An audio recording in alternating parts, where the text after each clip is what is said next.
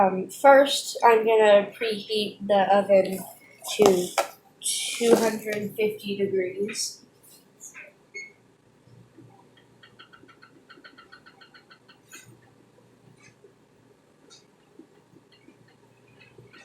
First thing we're gonna do is separate the egg whites from the egg yolks.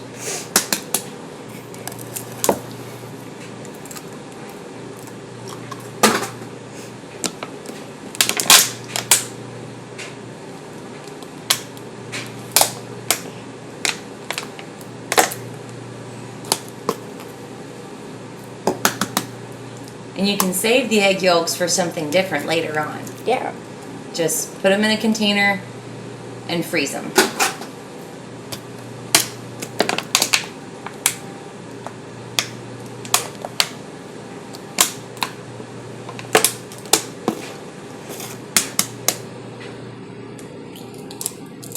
Do you know why it's better to crack an egg on the counter instead of on the side of a bowl? Because it's harder and it won't break as easily. Well, it'll break easier, but it won't. Well, you're not wrong, but what I was getting at is because if you crack it on the side of a bowl as opposed to a flat surface like a countertop, then you stand more of a chance of pushing pieces of shell up into the egg.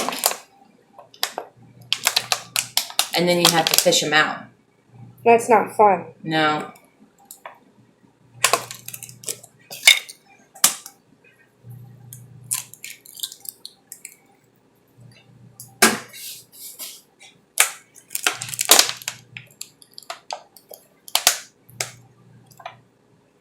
Now there's a little egg flour. It's a little egg flour. All right, time to wash your hands. Whisk together 4.5 teaspoons of cornstarch and 1.5 cups of sugar.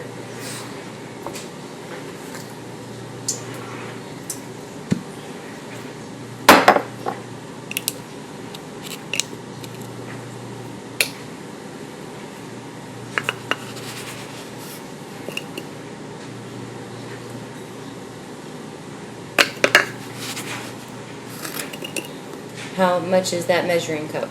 Half of a cup. And so how many of those are you going to put in? 3. That's right. And that's fractions. I learned that in 4th grade. Wasn't that 3? That was 2. Okay. And here we go. And how much cornstarch? 4.5 teaspoons.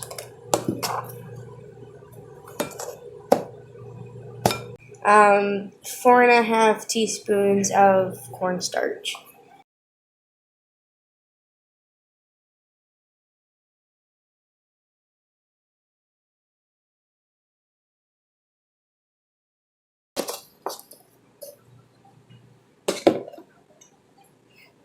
Now we whisk. Powdery. So next we're gonna mix together the egg whites. How many egg whites? 6. The salt and the cream of tartar. In goes the egg whites.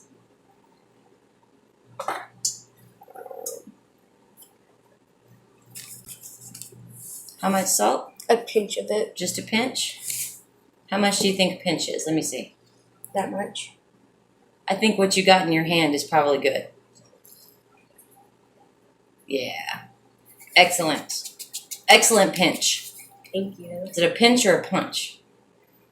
All my Doesn't Donnie matter. Brasco fans out there will know what that means. Does it matter? Not really. And half a teaspoon of cream of tartar. Oven's ready.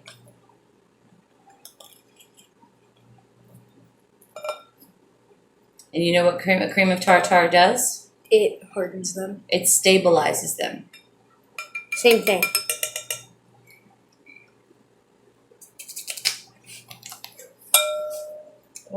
So 1. Yeah. Let me give you a tip. Put the blades in the bowl before you start mixing, or else you're going to have a big mess. Okay? This All is right. really powerful. Go ahead. Start.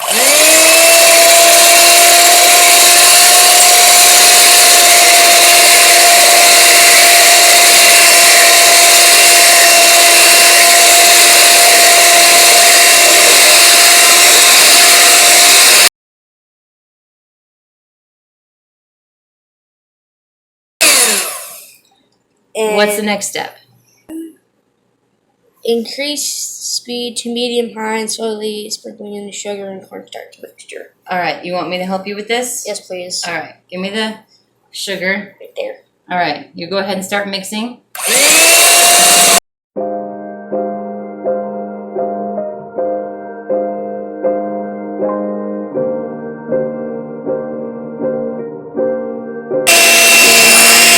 It says to a few minutes after the sugar is added, slowly pour in the vanilla. 1.5 teaspoons of vanilla extract. All right.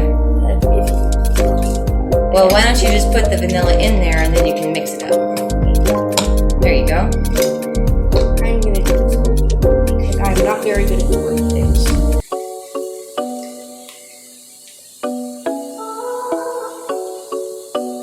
Just very slowly. There you go. Perfect.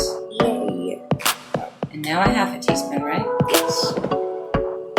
Oh, that's okay. A little extra vanilla never hurt anybody. That's what you do. That's right. Get your paper real sticky. Alright. Now we're gonna continue mixing this until it stands up and doesn't drip down like that. Alright, let's do it.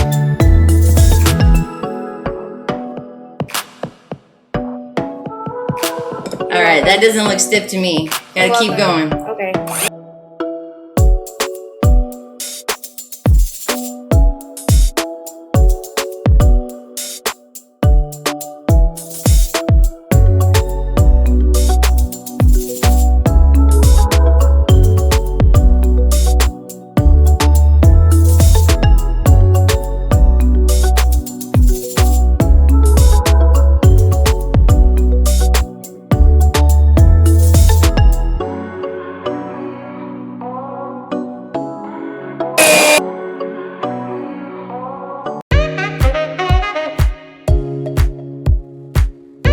Getting there. It's getting there.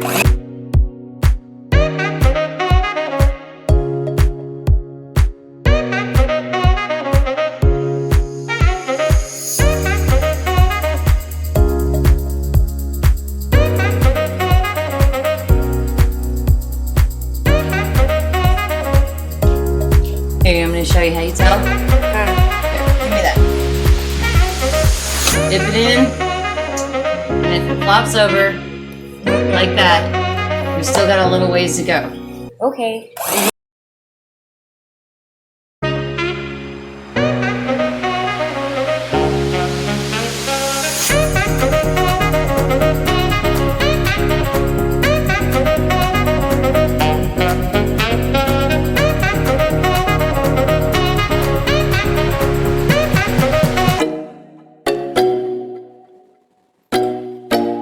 That's a stiff peak. Yes! That's a stiff peak is what that is. Yay! Good job.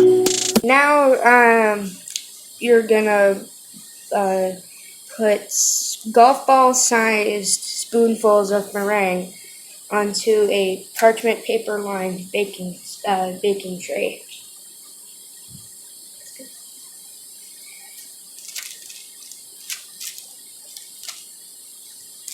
You can use your finger to scrape that off. Alright.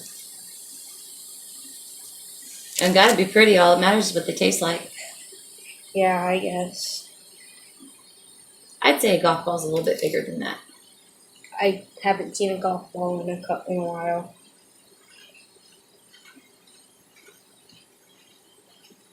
Also, it says that this is supposed to make 30. Oh yeah, we're definitely gonna need a bigger tray. Maybe even a second one. Oh, I'm glad you took those ones out of the oven.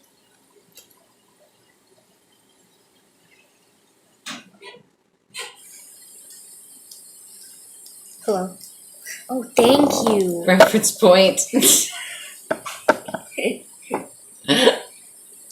Now there's no excuse. I'm terrible at sizing. Accuracy, and they better be shaped like golf balls too. How am I supposed to put? Hey, listen, I don't make the rules in this sweatshop. I only enforce them. How am I supposed to put 336 dimples on a meringue? Is that how many dimples are on a golf ball? You can thank my Jackson gym teacher for teaching me that. Thank you, Texas public school institutions. So proud and impressed all at once. And the trick that she taught us to remembering that was 3 + 3 is 6. So, forgot a name, but thank you, Mrs. Something. These are like meringue icebergs. I know. Iceberg, right ahead! We should make a tiny little cookie Titanic. We gotta make a lemon pie Titanic. Yes.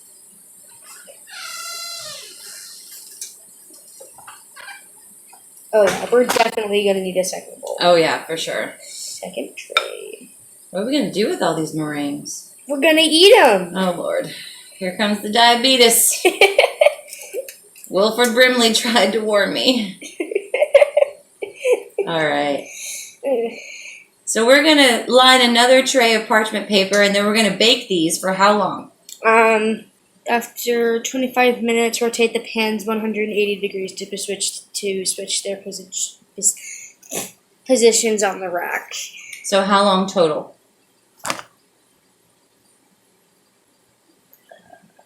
50 minutes. 50 minutes total, and we're gonna turn them around in the oven halfway, right? Okay. So we're going to do that. You're going to lick your finger. And we'll be back with some homemade meringues. Yes. So we let them, they're done baking, and they should be crispy, but not brittle. And so we're just going to put them on a cooling rack for them to cool off, so that they aren't as warm whenever we eat them.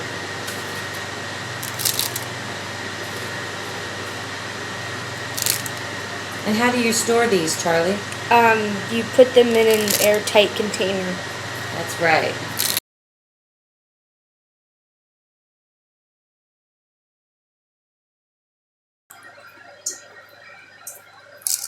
This one is definitely not golf ball shaped. And this one looks like a disaster. All that matters is what it tastes like, right? Yep. Vanity is not a part of good cooking. Unless it is, then you have a problem. Unless you're Martha Stewart. Yes. All right, give it a try, Charlie. Okay. How is it? They're really good. Is it good? What's it taste like? Marshmallows. Tastes like marshmallows? That was kind of the point. If you'd like to try this meringue recipe or any other recipes, you can pick up Salt, Fat, Acid, Heat, Mastering the Elements of Good Cooking. It's a New York Times bestseller. It's a really neat book, and we will leave the link for this book in the description box below. Say goodbye, Charlie. Bye. Is that cornstarch or is that powdered sugar? The powdered sugar is the one in the tall container with the blue lid. Are you sure? Yes. Are you positive? Yes. You know how you tell? You taste it. Mm-hmm. I'm not gonna taste it. Alright, if you think it's cornstarch. You got it down. Yeah, but I don't remember if that's the cornstarch or if that's the powdered sugar. Whatever.